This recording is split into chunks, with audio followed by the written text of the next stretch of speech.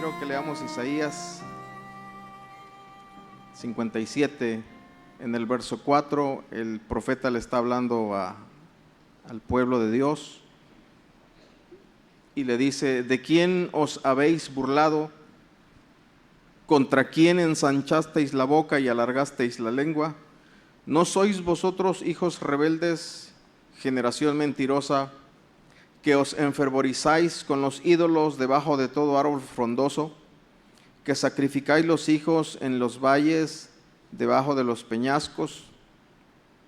Y hoy hemos escuchado algo que el Señor nos decía: ya no quiero que te inclines ante otros dioses.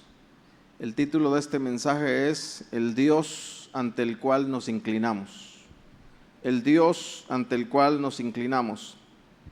Hermanos, no se puede entender el hecho de que un pueblo como la nación judía, como el pueblo de Israel, con las leyes del Señor, con todas las advertencias que les daban los profetas, con todas las advertencias que les dio el Señor justo antes de entrar a la tierra prometida, y les dijo: ustedes van a entrar a un lugar donde hay muchos dioses, donde la gente adora a muchos dioses, pero ustedes no se van a inclinar delante de esos dioses, porque el día que ustedes se inclinen delante de esos dioses, ellos los van a llevar a la ruina.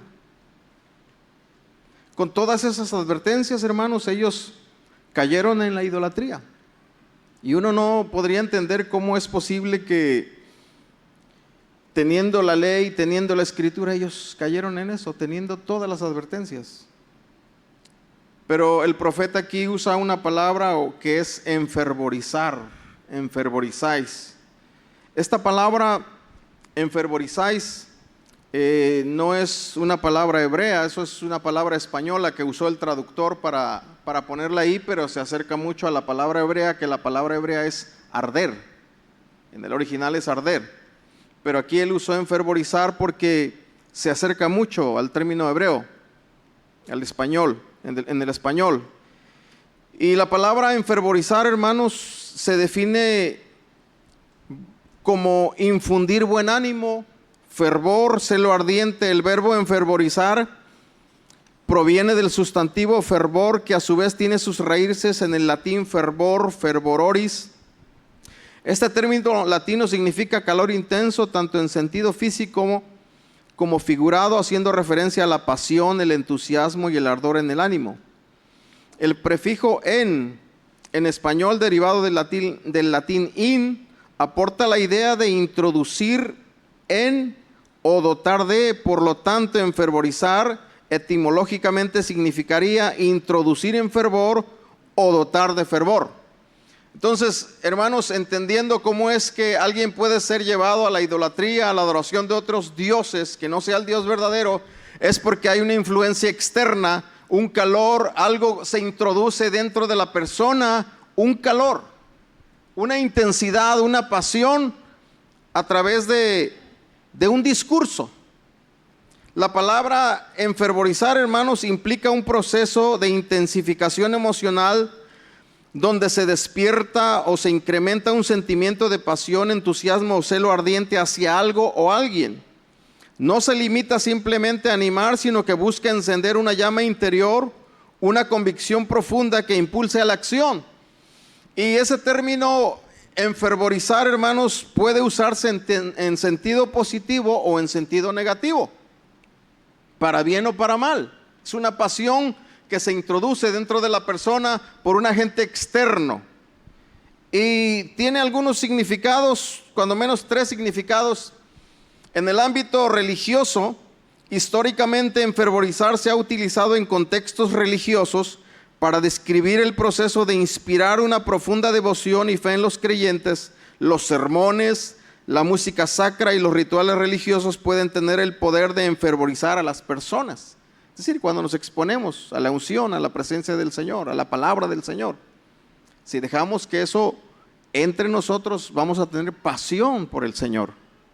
Pero en el ámbito político y social, los discursos apasionados de líderes políticos o activistas sociales pueden enfervorizar a las multitudes, impulsándolas a la acción colectiva y la lucha por una causa. Un político, un discurso político cargado de pasión puede hacer que una persona se enfervorice. En el ámbito personal, en un contexto más íntimo, enfervorizar puede describir el sentimiento de pasión y entusiasmo que se experimenta hacia una persona amada, un proyecto personal o una afición. Y a lo largo de la historia, la capacidad de enfervorizar a las masas ha jugado un papel crucial en momentos de cambio social y político, desde los líderes religiosos que inspiraron cruzadas hasta los revolucionarios que lideraron levantamientos populares. El fervor ha sido una poderosa herramienta para movilizar a las personas. Es entonces que podemos entender, hermanos, cómo el pueblo de Dios fue llevado a la idolatría, porque se introdujo en ellos, o ellos permitieron que entrara esa pasión a través de otra persona, a través de contacto con personas, con individuos que adoraban otros dioses. Ellos fueron influenciados, enfervorizados, apasionados. Un calor entró dentro de ellos, un ardor entró dentro de ellos. Pero quiero que leamos, para ir entendiendo el mensaje de hoy, lo que dice el Salmo 115 también. El Salmo 115, hermanos, en el versículo 4,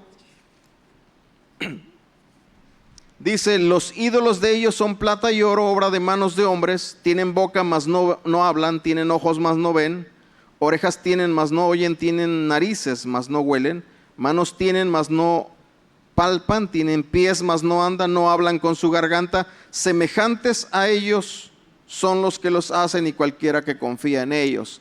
Lo que este salmo establece como principio es que cualquiera que adora a un Dios se hace semejante al Dios que adora, se hace igual al Dios que adora, se hace, hermanos, en su naturaleza igual al Dios al cual se rinde, o al Dios ante el cual se inclina.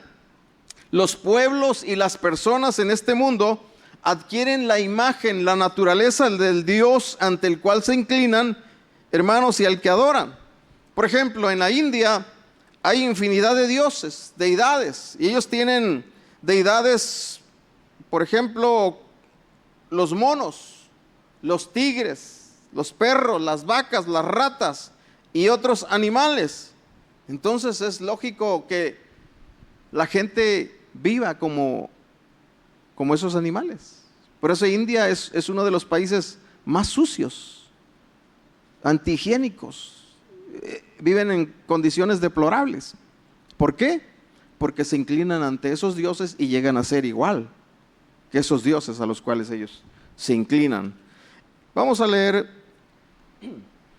Primero de Reyes, hermanos, en el capítulo 11, para ver cómo una persona, fíjense, es tremendo, pero este personaje, o este rey, tuvo un encuentro poderoso con el Señor. Un encuentro que nosotros quizá no hemos experimentado la magnitud de ese encuentro.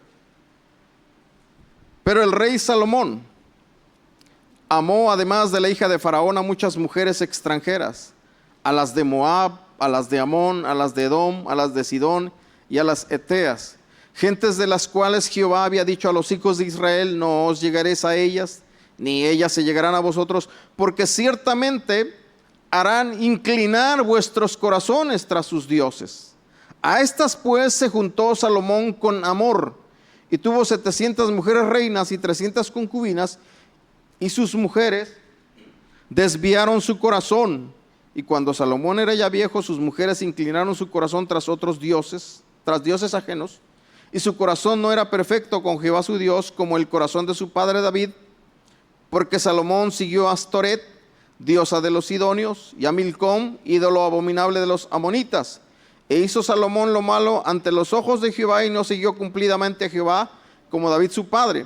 Entonces edificó Salomón un lugar alto a Quemos, ídolo abominable de Moab, y dice, y a Moloc, ídolo abominable de los hijos de Amón. Así para todas sus mujeres extranjeras hizo, los cuales quemaban incienso y ofrecían sacrificios a sus dioses. ¿Cómo es posible que un hombre, que dice el versículo 9, que se enoja Jehová contra Salomón por cuanto su corazón se había apartado de Jehová su Dios de Israel, que se le había aparecido 2 veces? Un hombre que tuvo la oportunidad de tener un encuentro tan poderoso con el Señor, tan impactante con el Señor, pero eso no bastó para que él siguiera al Señor. Y él tenía dentro de todos los ídolos un ídolo favorito. Él siguió a Astoret. ¿Por qué? Porque se identificaba más con la personalidad de Salomón. Ustedes investiguen quién era Astoret y qué simbolizaba o qué influencia tenía, y se van a dar cuenta por qué Salomón siguió a Astoret. No dice que siguió a los demás, pero él tenía en particular la inclinación por uno de esos ídolos, hermanos, por uno de esos ídolos. Él se inclinó ante una serie de dioses y así, hermanos, empieza se permite la entrada, se abre la puerta a que dentro de ese reino entren todos esos dioses. ¿A ti se te ha aparecido el Señor una vez, dos veces? Con la magnitud, con el poder que se le apareció a Salomón. Imagínense qué será de nosotros, hermanos. ¿Qué es de nosotros? Pero históricamente, hermanos, ellos se volvieron igual al Dios que adoraban. Cuando Jezabel estableció el culto a Baal, ellos se volvieron. El pueblo se volvió, la nación se volvió inmoral. La inmoralidad era lo que había en el corazón del pueblo en el tiempo de Jezabel, porque ese era el tipo de culto que ellos ofrecían y rendían a ese Dios. Históricamente, hermanos, algunos historiadores seculares han descubierto que cuando las naciones adoraban ciertas deidades se hacían igual a ellos. En el ámbito secular eso se conoce.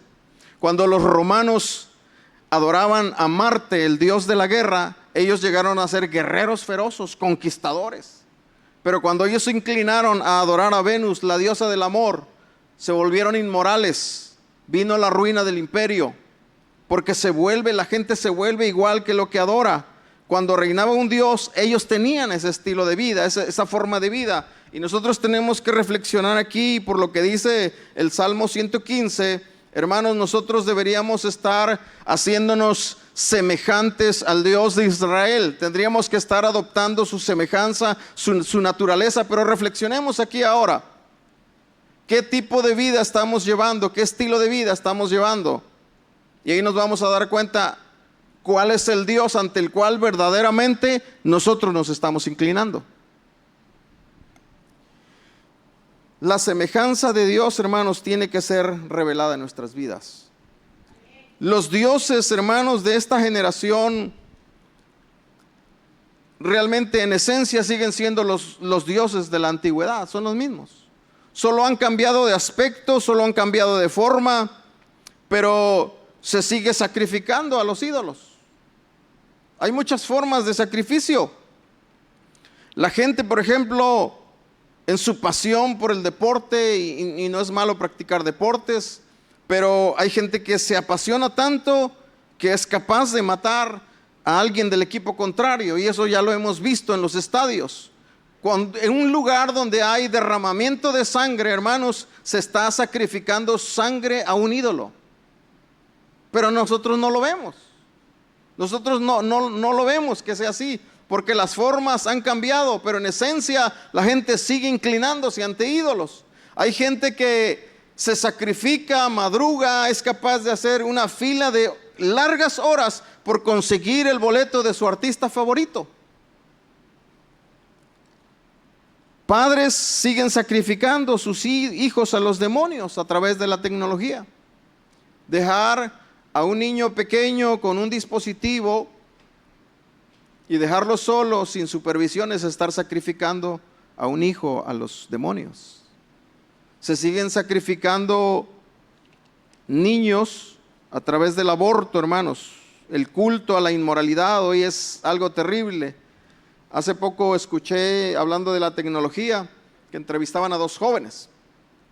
Y uno de ellos decía: yo platico con la inteligencia artificial, me gusta platicar con ella.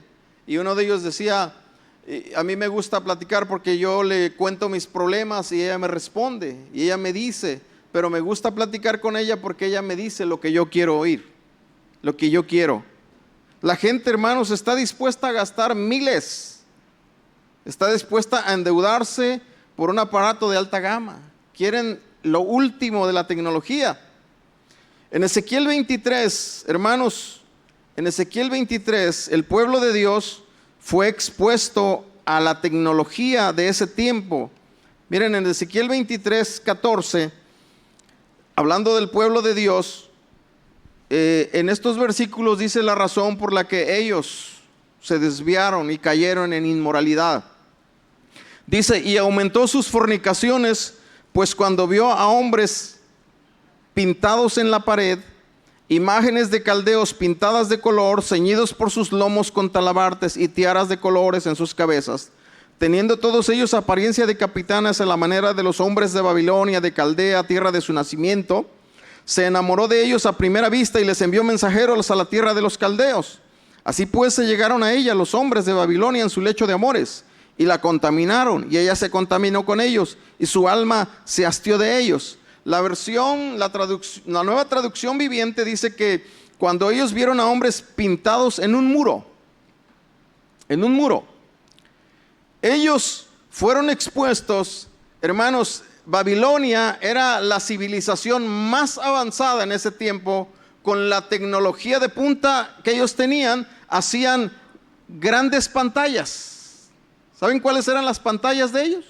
Los murales esculpidos con personajes, con hombres, con mujeres. Y ellos, cuando vieron eso, cuando sus ojos vieron esas grandes pantallas, fueron deslumbrados, se enamoraron de eso. Y dice que enviaron mensajeros.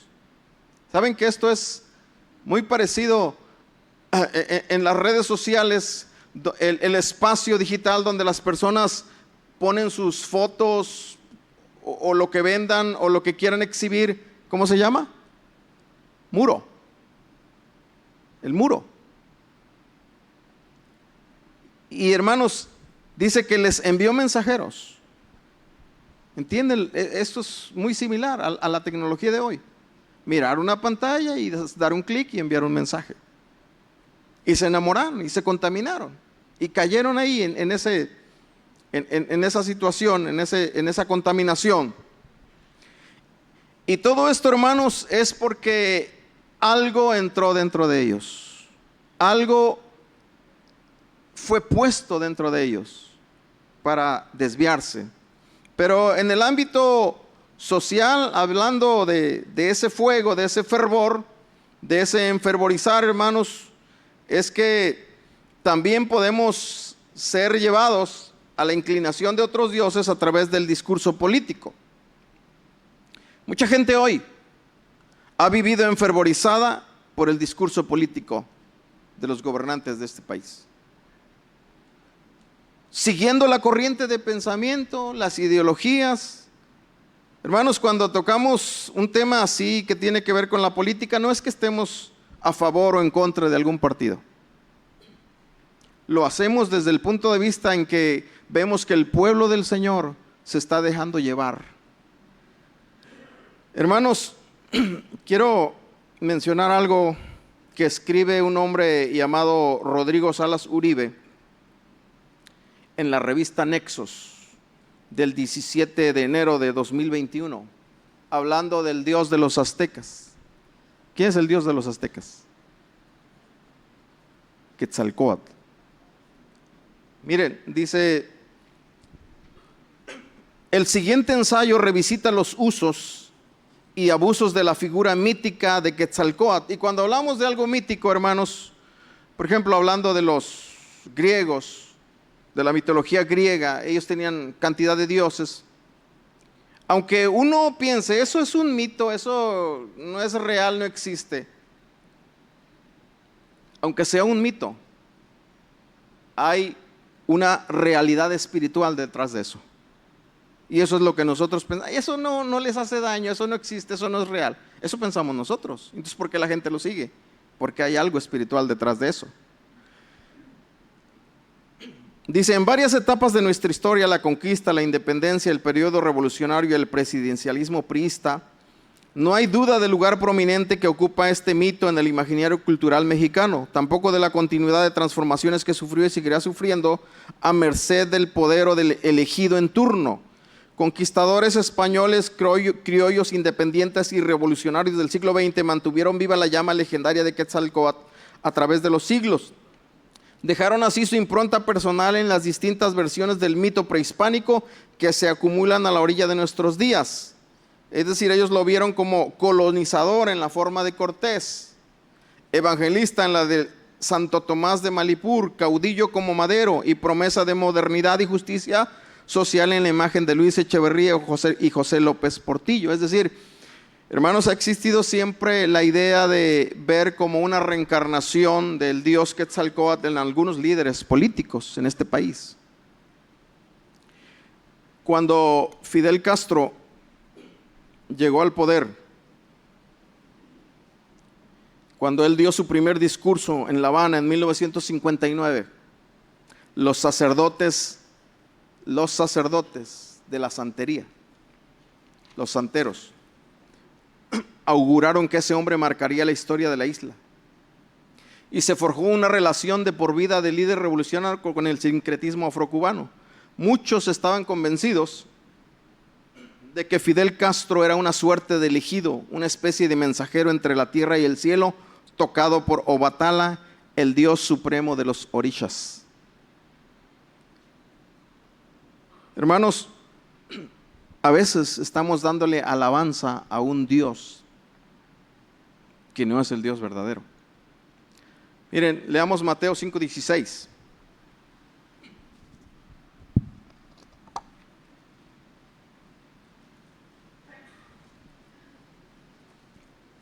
Dice el Señor: así alumbre vuestra luz delante de los hombres, para que vean vuestras buenas obras y glorifiquen a vuestro Padre que está en los cielos.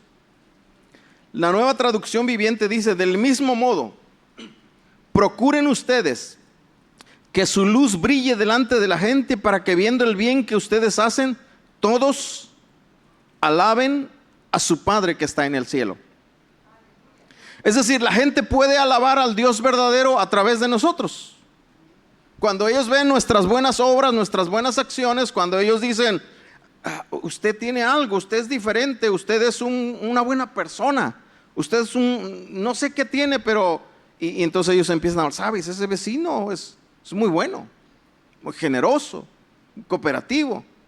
Pero ellos realmente no nos están alabando a nosotros. Ellos están alabando a quien vive en nosotros. Aun cuando uno puede bajar de aquí y alguien dice: hermano, ese mensaje, esa palabra, y uno por educación tiene que decir: gracias, hermano, pero uno sabe qué es lo que habita en nosotros, que no es uno. Le están dando alabanza, la honra, la gloria al Señor, y uno ni siquiera debe decir: oh sí, yo soy. No, porque entonces uno toma la gloria que es para el Señor.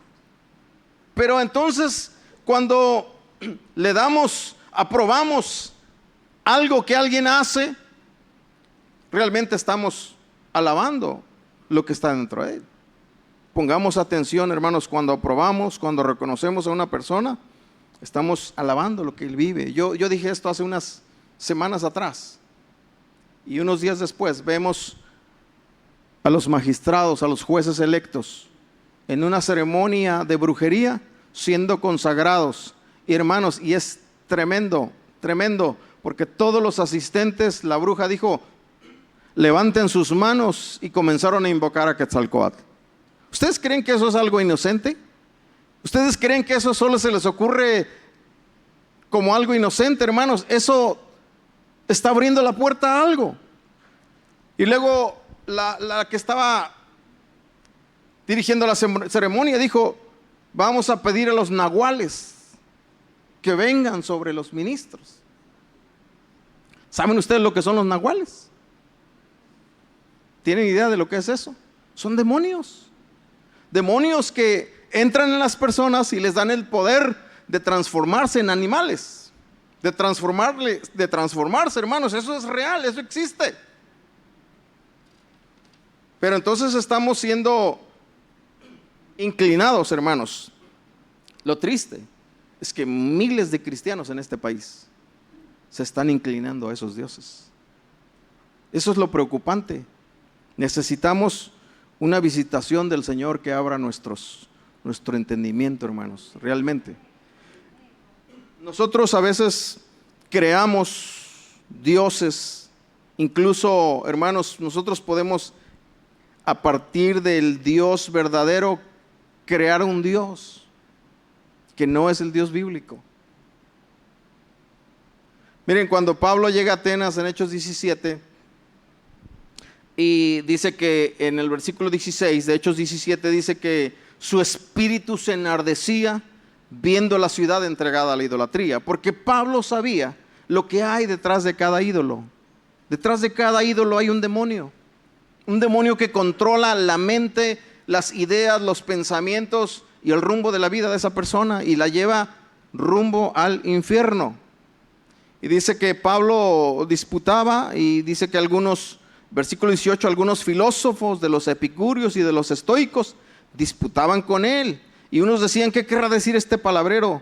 Parece que es predicador de nuevos dioses. Y Pablo ve un altar que tienen ellos ahí, al Dios no conocido.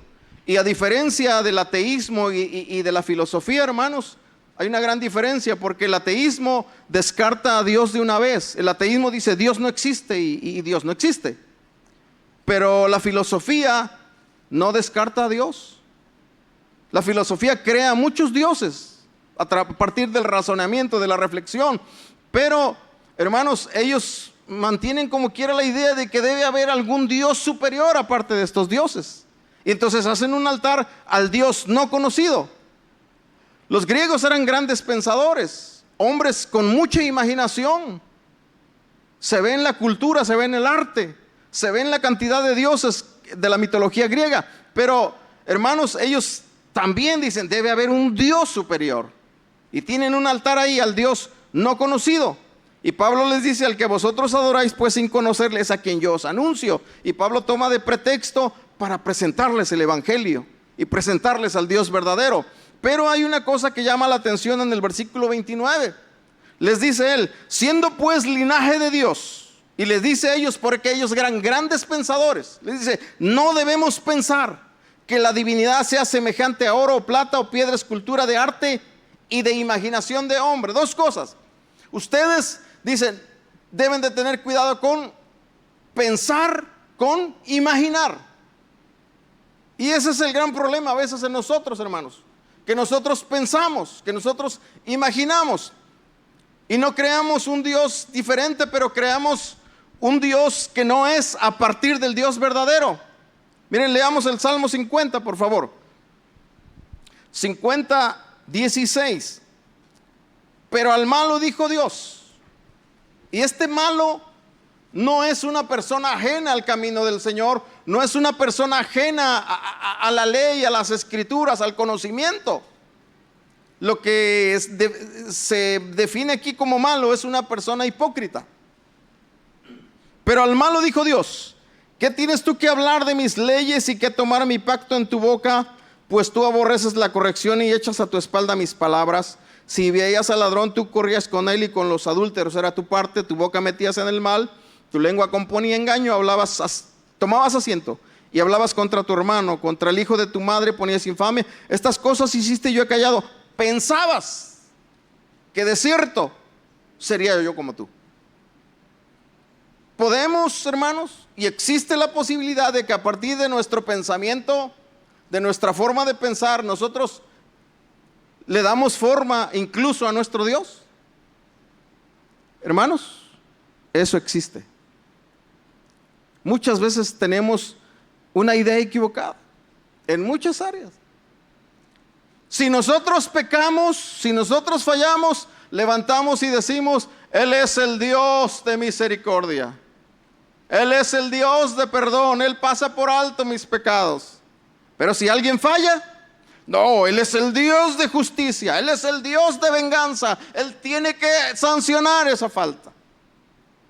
Y nos hacemos un Dios a conveniencia. Y así en otras áreas, hermanos, donde nos conviene.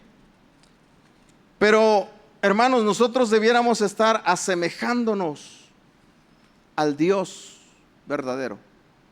Debiéramos estar adquiriendo su naturaleza. Si es que estamos inclinándonos, si es que estamos, como dice el Salmo 50, nosotros nos hacemos semejante, dependiendo de en quién confiamos, en quién creemos y a quién adoramos. Y esa semejanza debería estar siendo puesta en nosotros. Entonces, ¿cuál es la característica principal de un verdadero adorador? De alguien que realmente está inclinándose delante del Señor. Miren, ¿cuál sería, hermanos, la característica principal del cristianismo? Lo que caracteriza al cristianismo además de otras religiones. Saben que algunos dicen, por ejemplo, que Jesús fue al oriente y aprendió de los grandes maestros, de los iluminados. Se han escrito libros, que Jesús estuvo en la India, que Jesús estuvo no sé dónde, aprendiendo de los grandes maestros. Y todo eso es falso por una razón. Porque ellos, siendo judíos, hermanos, no tienen contacto con los gentiles, con los paganos, para aprender de ellos. Toda la revelación que Jesús tiene es directamente del Padre. Él no fue a ningún lado. Pero, ¿cuál es la característica principal, hermanos, de Él? Es que todos los grandes maestros, si los podemos llamar así, fundaron religiones, tuvieron seguidores, pero solo uno fue a la cruz, fue sepultado, murió y resucitó al tercer día. Todos los demás, entre comillas, iluminados y maestros de las grandes religiones, siguen ahí en la tumba. Solo uno se levantó. Eso es lo que caracteriza al cristianismo como religión verdadera. Entonces, hermanos, ¿qué es lo que va a caracterizar al seguidor de Jesús? Que el adorador verdadero, que el que se está inclinando delante del Dios verdadero, muere y resucita con Cristo todos los días. Ahí nosotros podemos saber. Incluso si nosotros no sabemos, podemos comenzar a practicar esto. La marca principal del cristianismo, hermanos, es que el cristiano está dispuesto a morir por su Dios todos los días, ya que la imagen de su Dios, la imagen principal, es alguien que da. El Padre da a su Hijo. El Hijo entrega su vida. Y esa es la esencia del adorador verdadero, que se entrega, que se da, que muere diariamente. No es el que entiende sobre la cruz, porque sobre la cruz somos grandes maestros, ¿verdad? Cuando alguien que no es hebronita nos oye y dice, no, hermano, es que la cruz, morir y resucitar, la gente nos oye y dice, wow, estos hermanos sí son entendidos. Pero, hermanos, debemos practicar diariamente la muerte al ego, a las pasiones, negarnos a nosotros mismos y resucitar con Cristo diariamente. Diariamente. No hay otra forma. El apóstol Pablo, a veces hablamos de Pablo, de los escritos de Pablo, de las enseñanzas de Pablo. No la vamos a poder entender, hermanos, ni vivir a menos que entendamos desde qué fundamento Pablo escribe eso. Pablo dice en Gálatas 2:20, con Cristo estoy juntamente crucificado y ya no vivo yo, mas vive Cristo en mí. Y lo que ahora vivo en la carne, lo vivo en la fe del Hijo de Dios, el cual me amó y se entregó a sí mismo por mí. 1 Corintios 15:31 dice, os aseguro, hermanos, por la gloria que de vosotros tengo en nuestro Señor Jesucristo, que cada día muero. Gálatas 6:14, pero lejos esté de mí gloriarme, sino en la cruz de nuestro Señor Jesucristo, por quien el mundo me es crucificado a mí y yo al mundo. Lucas 9:23, y decía a todos, el Señor Jesús, y decía a todos, si alguno quiere venir en pos de mí, niegue a sí mismo, tome su cruz cada día, y sígueme. Esa es la esencia del verdadero adorador.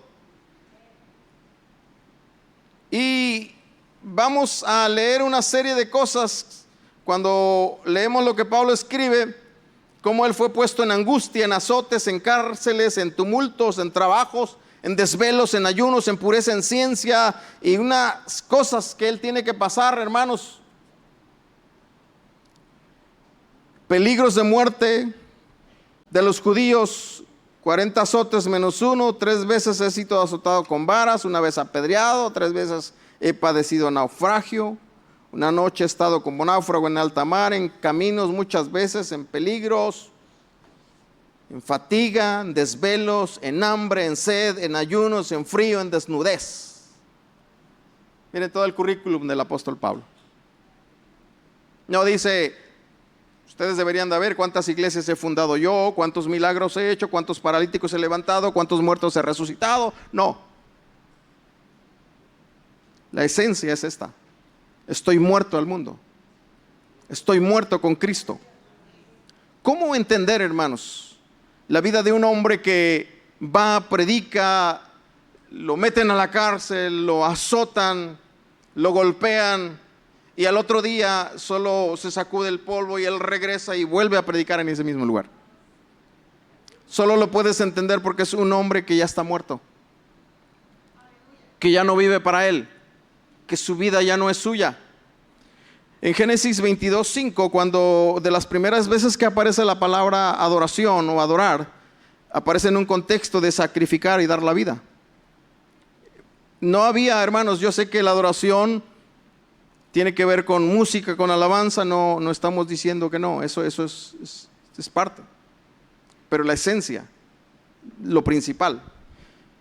Cuando en Génesis 22 Dios le pide a Abraham que sacrifique a su hijo, en el versículo 5 de Génesis 22, Abraham dice, entonces dijo Abraham a sus siervos, esperad aquí con el asno y yo y el muchacho iremos hasta allí y adoraremos y volveremos a vosotros. Adoraremos. Y la forma en la que ellos iban a adorar es que Isaac iba a ser puesto sobre el altar y Abraham iba a darle a Dios lo que Dios le estaba pidiendo. Y él estaba dispuesto a darlo. Y eso es lo que el Señor te pide a ti. Si quieres venir en pos de mí, niégate a ti mismo. Dame tu vida. Úsala para mí. Vive para mí. Y cuando él pone a su hijo en el altar, el ángel de Jehová le dio voces, lo detiene.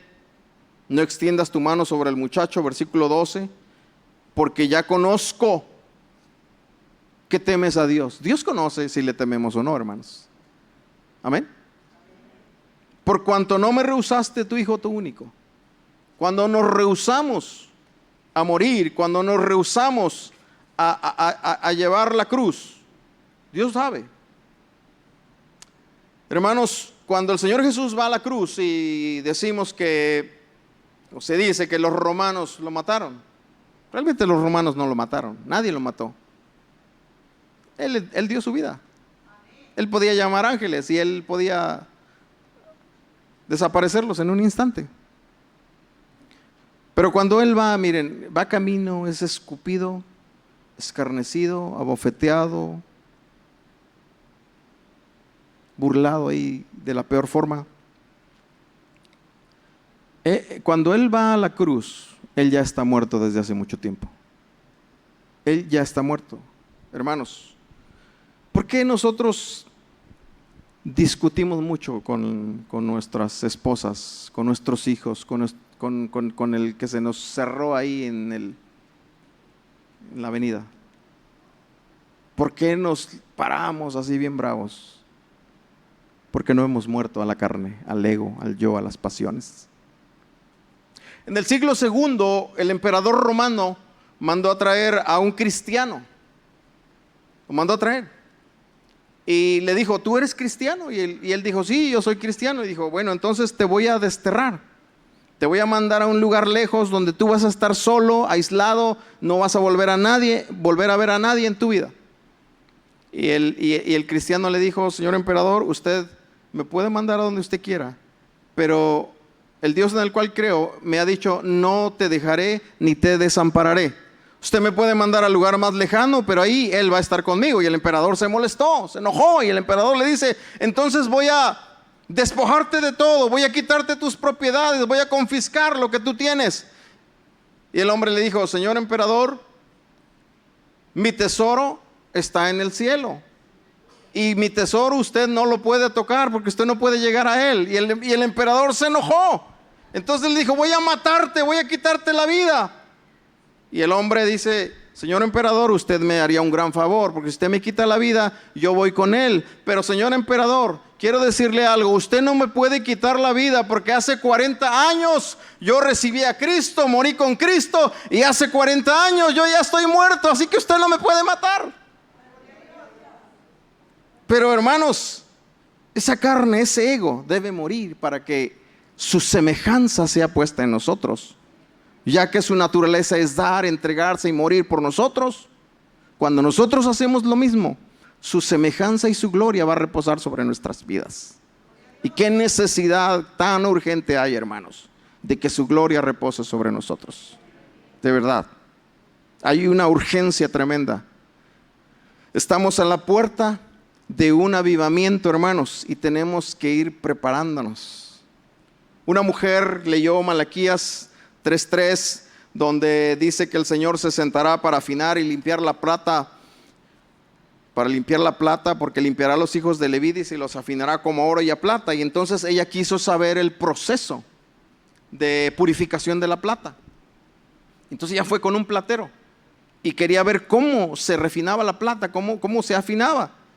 Entonces dio cuenta que realmente el platero se sienta y toma una antorcha con una llama y empieza a aplicar fuego a la pieza de plata. Y se sienta porque ese proceso va a tomar mucho tiempo. Y entonces ella vio que el platero comenzó a calentar la pieza y se ponía el rojo vivo y empezó a saltar, a quemar las impurezas.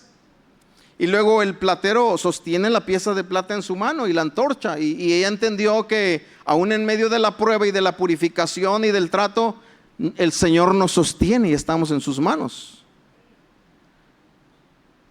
Y luego ella le hizo una pregunta. Dice, Señor, ¿y cómo sabe usted cuando la pieza de plata ya está lista, ya ha sido afinada? Oh, dijo el platero, eso es muy sencillo. Porque yo dejo que la pieza se enfríe y de pronto la pieza comienza a dar su brillo, su resplandor, dijo él, y cuando yo veo mi rostro reflejado en la pieza de plata, yo sé que esa obra está terminada. Cuando su gloria, hermanos, sea revelada en nosotros, brille en nosotros, sabremos que su obra está siendo terminada. Amén. Hermanos, ¿cómo morir?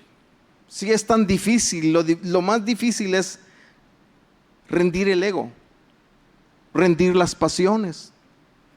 Cuando ya estamos atrapados por la pasión de algo, por la pasión hacia algo, ¿cómo dejarlo? En Hechos, cuando ellos le están, Hechos 1, cuando el Señor resucita y les da todo ese seminario de 40 días,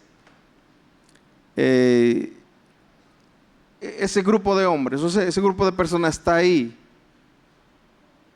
anhelando ya cambiar, ya pasar a otra etapa. Porque le preguntan al Señor, Señor, ¿restaurarás el reino de Israel en este tiempo? Y ellos hacen esa pregunta porque ven al Señor resucitado, pero creo que están mirando hacia atrás diciendo, Señor, hemos batallado tanto. Ahí estaba Pedro, tal vez fallé, Señor. Ahí estaban los discípulos, Señor, todos huimos, pero ya queremos que esto se acabe. Ya vas a restaurar el reino, ya vamos a entrar al reino. Y el Señor les dijo, no les toca a ustedes saber los tiempos o las sazones. Y en Hechos 1:8 les dice, pero recibiréis poder cuando haya venido sobre vosotros el Espíritu Santo.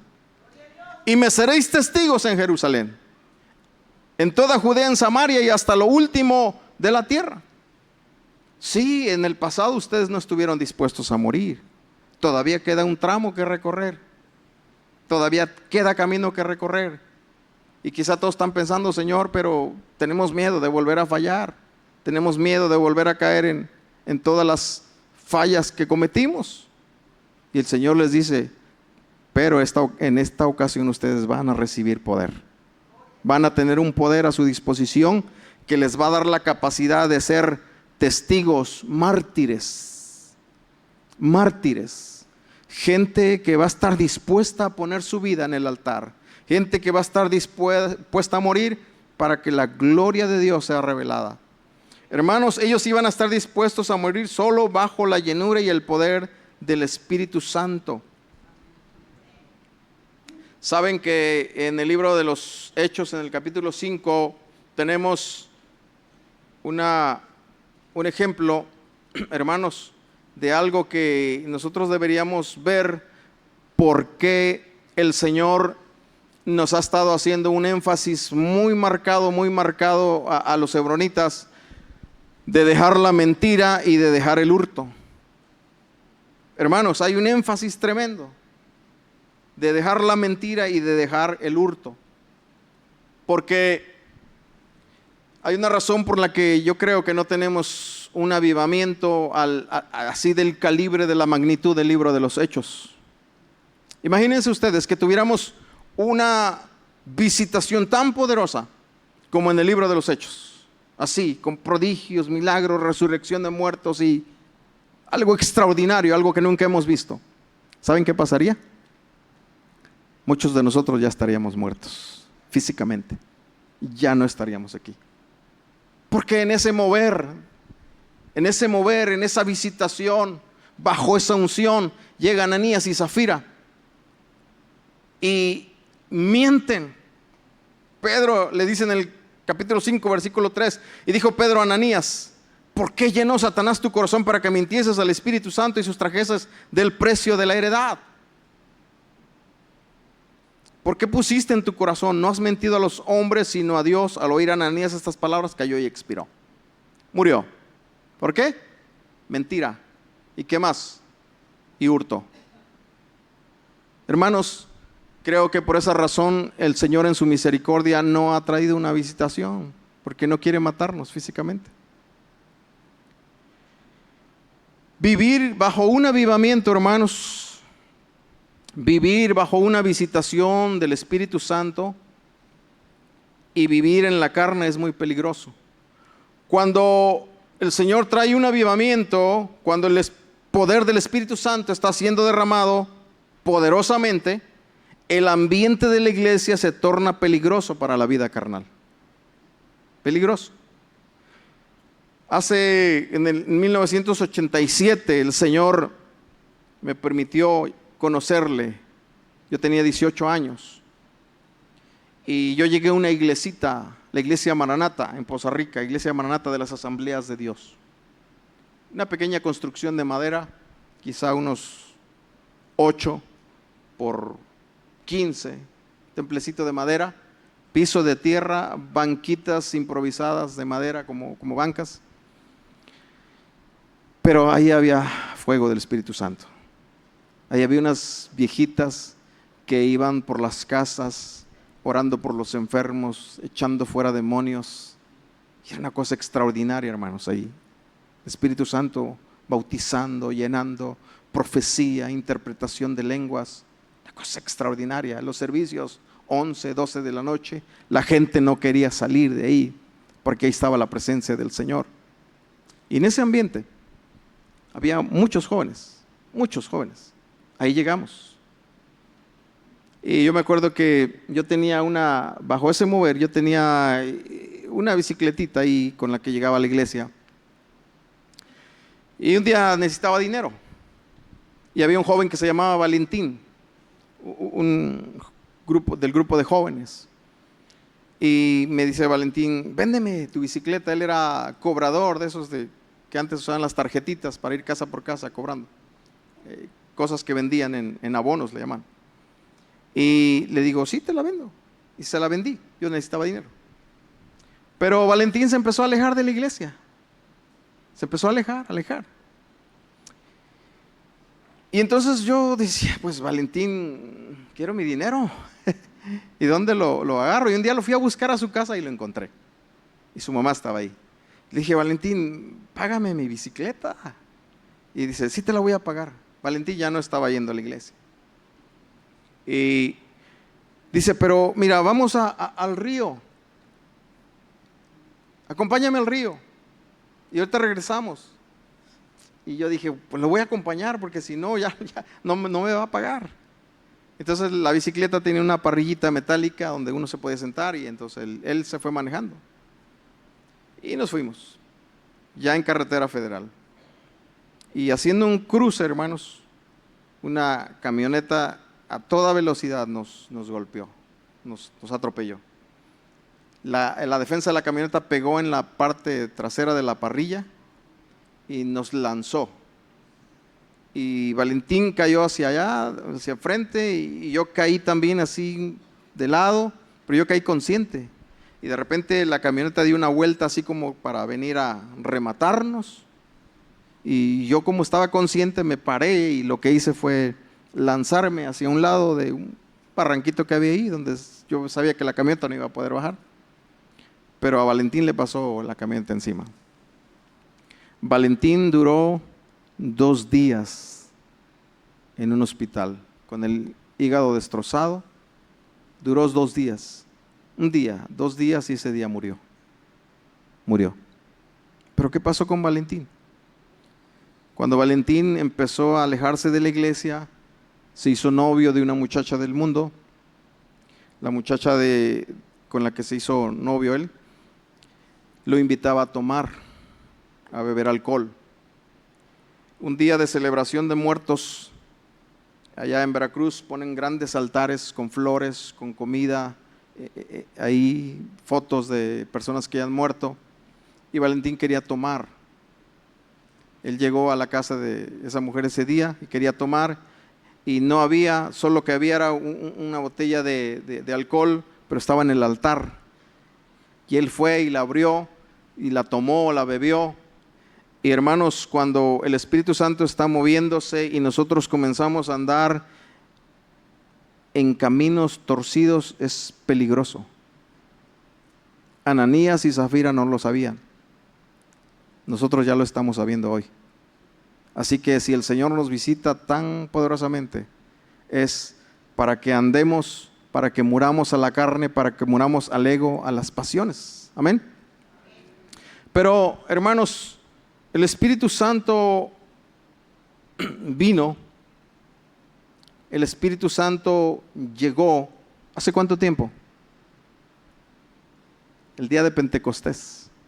Amén. Espíritu Santo. Es decir, para un bautismo de una forma colectiva. Acordémonos que el Espíritu Santo descendía sobre ciertos individuos antes, pero en el día de Pentecostés llegó y bautizó de una forma colectiva. Y nunca se fue. Siempre ha estado ahí. Siempre ha estado aquí. Pero quiero que veamos Génesis 8:8 para ir terminando y ver por qué el Espíritu Santo no ha podido hacer lo que Él quiere hacer. Génesis 8:8. Cuando Noé envía la paloma para ver si las aguas ya se habían retirado de la faz de la tierra, dice Génesis 8:8, envió también de sí una paloma para ver si las aguas se habían retirado de sobre la faz de la tierra, y no halló la paloma donde sentar la planta de su pie, y volvió a él al arca. Ahí estaba la paloma, el Espíritu Santo, moviéndose otra vez como en Génesis, que ahorita lo vamos a ver, sobre la faz de la tierra. Noé suelta la paloma sale, y cuando la paloma está volando sobre la faz de la tierra, no encuentra un lugar donde posar la planta de su pie, porque lo que la paloma ve, hermanos, son cadáveres flotando, son animales flotando, seres humanos flotando, pero todo está muerto. Y donde hay muerte, Él no puede posar la planta de su pie. ¿Entendemos? Desde Éxodo el Señor les advierte algo acerca del aceite de la unción. Éxodo 30, 31 y 32 le dice: y hablarás a los hijos de Israel diciendo: este será mi aceite de la santa unción por vuestras generaciones.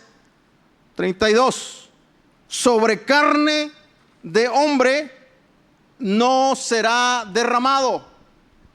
Por eso, hermanos, nos conviene morir. Nos conviene morir al ego, a las pasiones, a la carnalidad, al mundo, porque entonces Él va a poder posar su pie en nosotros. Amén. Ahora, tal vez estamos diciendo: ay, Señor, tú no posarías sobre mí. Ahora entiendo por qué tú no vienes sobre mí. Pero, hermanos, ¿qué hace Noé? Vuelve a soltar la paloma. Versículo 10. Esperó aún otros 7 días y volvió a enviar la paloma. ¿Estamos entendiendo? El Espíritu Santo va a insistir. El Espíritu Santo va a venir. El Espíritu Santo va a tocar una vez y otra vez y otra vez. Y Él vuelve a enviar la paloma fuera del arca. Y la paloma vuelve a Él a la hora de la tarde. Traía una hoja de olivo en el pico. Y entendió Noé que las aguas se habían retirado sobre la tierra. Dice, y esperó aún otros 7 días.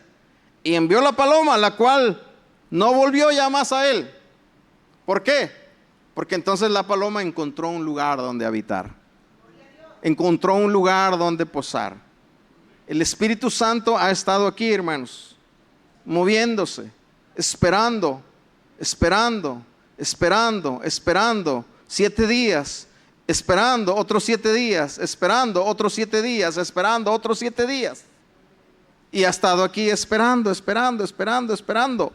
En Génesis 1:2, cuando el Espíritu Santo, el Espíritu de Dios, dice: y la tierra estaba desordenada y vacía, y las tinieblas estaban sobre la faz del abismo, y el Espíritu de Dios se movía sobre la faz de las aguas. Miren, vean el caos. Vean el caos, vean la oscuridad. Ahí está sobre las aguas, moviéndose.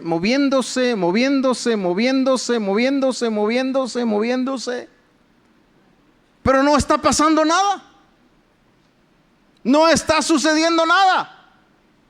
Algo no está reaccionando, pero Él se sigue moviendo.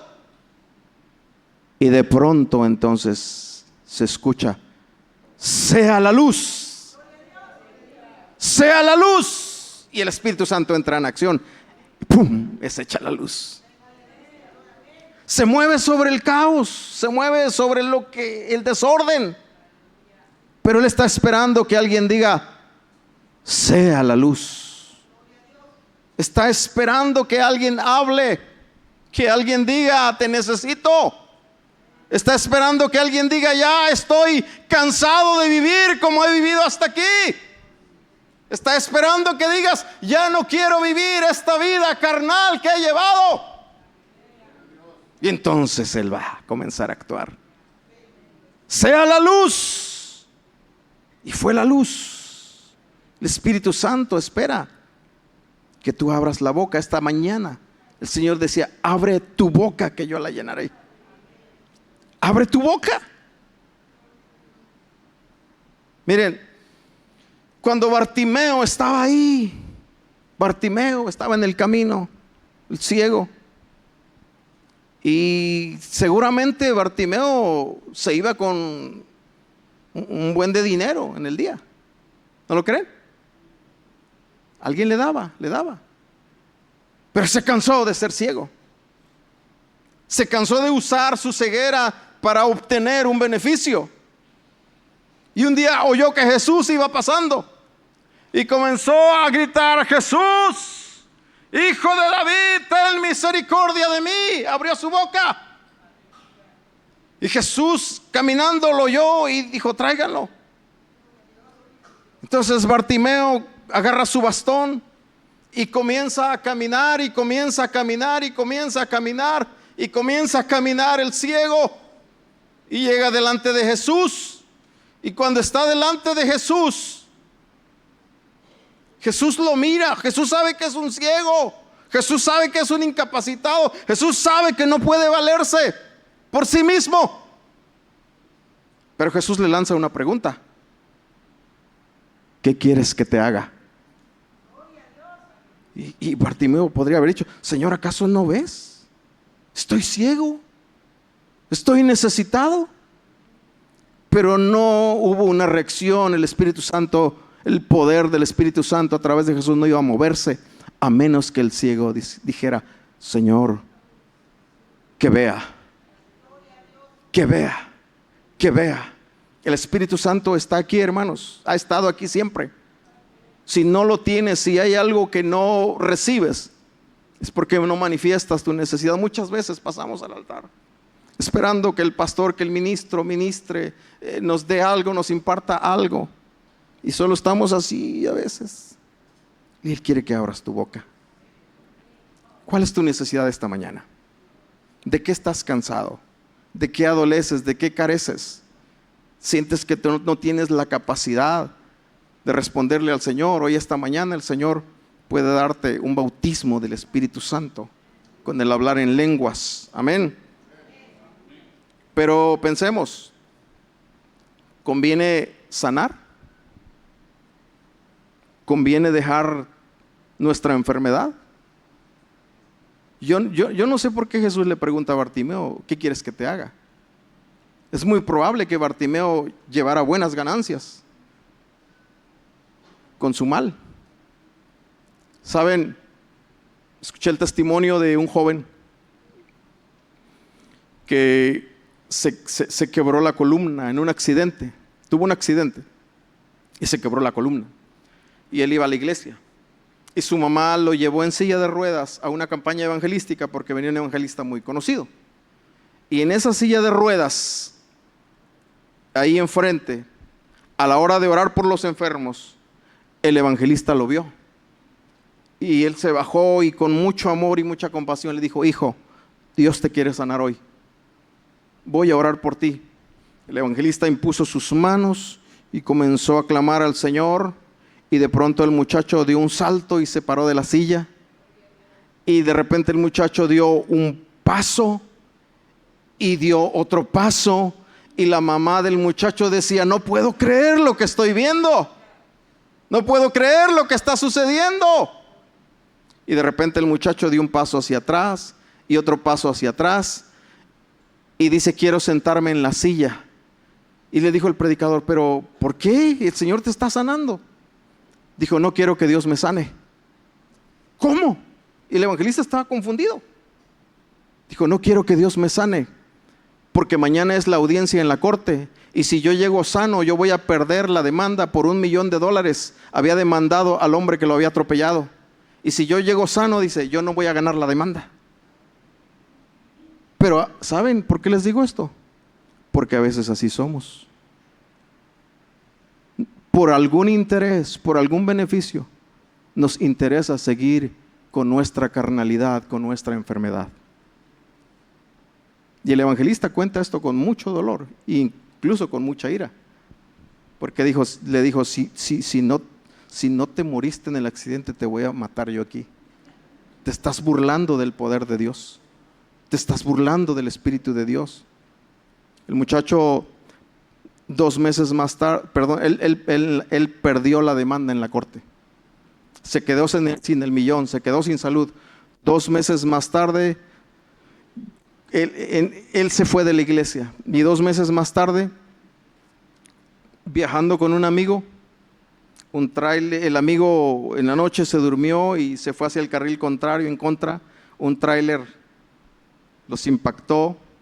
El cerebro del muchacho quedó entre 2 ruedas de ese tráiler. Porque a veces nos interesa seguir viviendo como nos gusta, pero eso va a llevar a la muerte, hermanos.